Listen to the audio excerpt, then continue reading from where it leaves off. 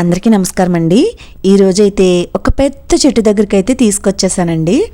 అయితే ఈ చెట్టు ఏంటి, ఎక్కడ ఉంది అని అనుకుంటున్నారా? ఈ చెట్టు అయితే మా ఊరి కేశవ స్వామి ఆలయం వెనకాలైతే ఉందండి. ఈ చెట్టు పేరు నాగమల్లి చెట్టు అండి. ఈ నాగమల్లి చెట్టు మాకు శివాలయం గుడి వెనకాల కూడా పెద్ద తోట ఉండేదండి. ఆ తోటలో ఉండేది మా చిన్నప్పుడైతే. అయితే ఇప్పుడు అక్కడ అయ్యప్ప స్వామి గుడిని అయితే కట్టారు.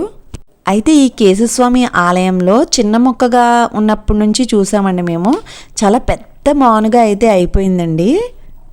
ఈ నాగమల్లి పువ్వును విప్పదీసి చూస్తే అండి, పైన ఆదిశేషుడు పడగ విప్పినట్టుగా, లోపల చిన్న శివలింగం ఉన్నట్టుగా ఉంటుందండి.